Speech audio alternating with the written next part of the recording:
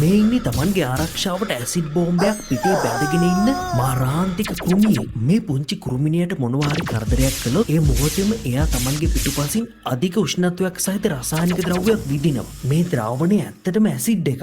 මේක කෙතරම් ප්‍රබලද කියනවා නම් පහර දෙන්න ඕනෑම සතෙක්ව පුච්චලා අඩපණ කරලා දාන්න මේ ද්‍රාවණයට පුළුවන්. මේ සතාගේ ශරීරයත් එක්ක බලද්දි ගෙම්බා ටිකක් ලොකු සතෙක්නේ. ඉතින් ගෙම්බෙක්ව නෙමෙයි මුගටියෙක් වුණත් බොහොම පහසුවෙන්ම අඩපණ කරන්න මේ පුංචි සතාට හැකියාව තියෙනවා. හොඳට බලන්නකෝ මේ සතාගේ ශරීරය පිච්චිලා උණු වෙන හැටි. මේ රසායනික ද්‍රව්‍යයේ උෂ්ණත්වය සෙල්සියස් අංශක 100ක් පමණ වෙනවා. ඔබ දන්නවනේ මේක තමයි ජලයේ නටන උෂ්ණත්වය. ඒ නිසා තමයි මේ ද්‍රාවණයේ දියවීමෙන් පසු අධික දුමාරයක් පවා පිට වෙන්නේ. මේ උෂ්ණත්වය හොඳටම ප්‍රමාණවත් Tamanගේ විලෝපිකයන්ව පහසුවෙන්ම අඩපණ කරන්න. ඔබට දැන් පුංචි ප්‍රශ්නයක් මතුවෙන්න පුළුවන්. මේ තරම් ප්‍රබල රසායනික ද්‍රව්‍යයක් ඇඟේ තියාගෙන ඉන්නකොට මේකෙන් මේ සතාවම පිච්චෙන්නේ නැද්ද කියන එක. මේකේ රහස බලන්න අපි උගේ ශරීර අභ්‍යන්තරයට යන්න. මේ සතා Tamanගේ ශරීරය තුල රසායනික ද්‍රව්‍ය දෙකක් වෙන වෙනම ගබඩා කරගෙන ඉන්නවා. ඒ තමයි හයිඩ්‍රොක්විනෝන් සහ හයිඩ්‍රජන් පෙරොක්සයිඩ්. කිසියම් අනතුරක් සිදුවන විටදී මේ රසායනික ද්‍රව්‍ය දෙක එකවර පිටතට මුදා හරිනවා. එවිට ඒවා එකිනෙක මිශ්‍ර වීමෙන් ක්ෂණික රසායනික ප්‍රතික්‍රියාවක් සිදු වෙනවා. මේ ප්‍රතික්‍රියාවෙන් තමයි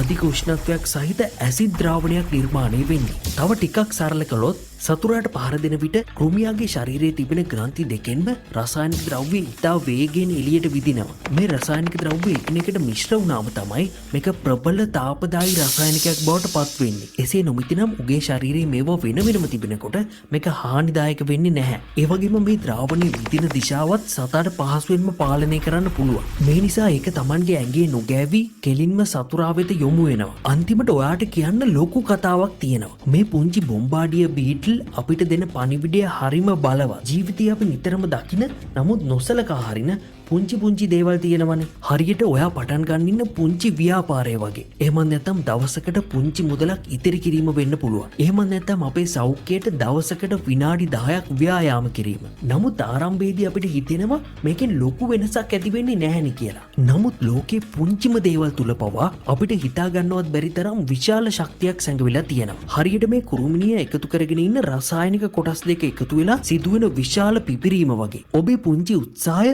හෝ පුංචි ඉතිරියේ කාලයක් යද්දී පුදුමාකාර වෙනසක් ඇති කරන්න පුළුවන්. ඒ නිසා අදම පටන් ගන්න. වැඩි හිතන්න එපා. ඔබ දකින පුංචි දේ දිහා වුණත් වෙනස් විදියකට බලන්න. සමහර විට ඔබ මෙතෙක් නොදුටු විශ්මිත රහසක් මේ තුල සැඟවී තිබෙන්න පුළුවන්. ඉතින් මේ වීඩියෝ එක හැමෝටම බලන්න පුළුවන් තරම් ෂෙයා කරන්න. මේ වීඩියෝ එක වටිනවා කියලා හිතෙනවා නම් ඒ ගැන පුංචි කමෙන්ට් එකක් දාන්නත් අමතක කරන්න එපා. ඒ වගේම ඔයා මේ වීඩියෝ එක ලයික් කළොත් තමයි ඔයා වගේම තව දැනුම හොයන බුද්ධිමත් පිරිසක් අතර මේ වීඩියෝ එක ෂෙයා කරන්න.